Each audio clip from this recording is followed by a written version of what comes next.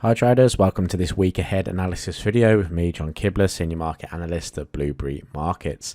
In this video, I'm going to take you through some of the news coming up as well as some charts of interest. So kicking it off, on Monday we do have a bank holiday in Canada and the US, so we might see some lower volumes during Monday, especially obviously in the US session.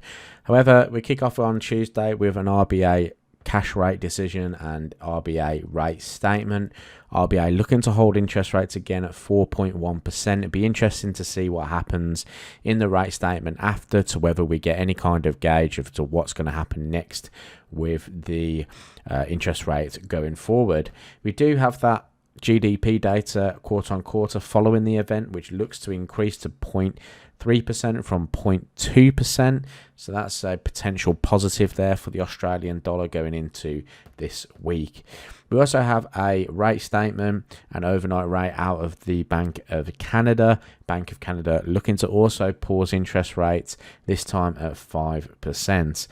US ISM services PMIs will be something to watch this week. If we can stay above that 52.5 area or come in and around forecasts, then the dollar could remain a little bit stronger. We did have a little bit of a mixed week for the US dollar last week, and we did see a little bit of a comeback towards the end of the week.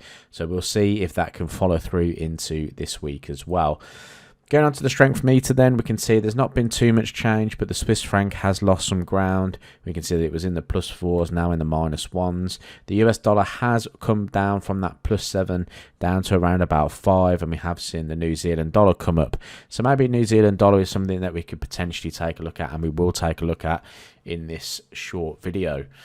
Going on to US dollar index then, this is what we mean by having a bit of a mixed week last week. We did start off with the US dollar pushing back as we pretty much expected. We were talking about price pulling back after seeing such an increase in price recently.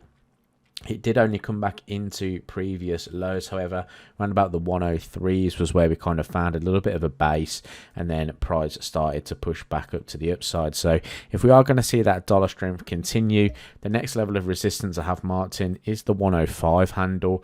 If we reach the 105, again, we could probably see a little bit of selling coming back in at this point, maybe perhaps back into these highs if we can see price obviously breach above it.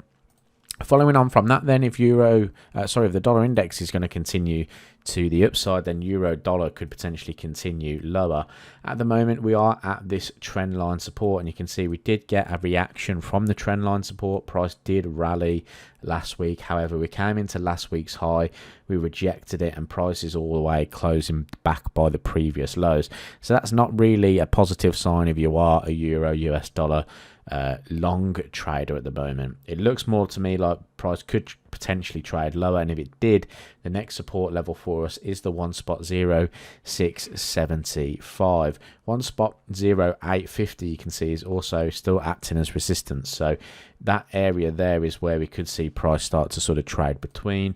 If we break the 1.0675 handle, the next level of support comes back down to 1.0525. Going on to New Zealand US dollar then, so obviously from a strength meter point of view, it's saying that the New Zealand dollar is getting a little bit stronger, the US dollar is getting a little bit weaker. In that case, then Kiwi dollar could trade higher. However, we did see obviously US dollar strengthen at the back of last week, and there could be a little bit of maybe not necessarily a false reading on the strength meter, but more of like a just a little bit of a pause in that US dollar strength, because the dollar is still technically strong. I think what's going to be key here is that 0.6 handle. I think if we remain below it, then sellers could continue to try and push prices to the downside.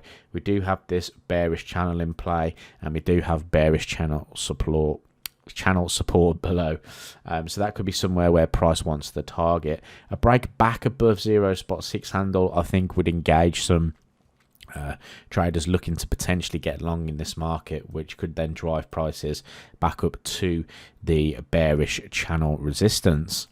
Finally then, I've included WTI crude oil in this video. We've been talking about crude oil for a couple of weeks. In fact, we've been really trying to gauge when that market will continue to push back to the upside. We came into the 82.75 resistance level, which was the resistance from previous highs back in April.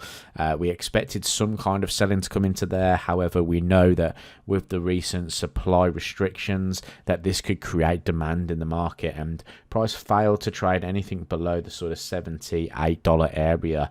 And you can see here last week price is now very much breaking through and breaching through that key resistance level now. Next resistance level for crude oil would be up at this $92 area, which were the highs that formed back in October and November of 2022. So this could be very positive for the crude oil price. We could see price continue to push higher here. That's all I've got for you this week. I really hope you enjoyed this video update. If you did, leave it a thumbs up. Subscribe to the YouTube channel to see some more of our Forex trading content. And I will speak to you in the next video.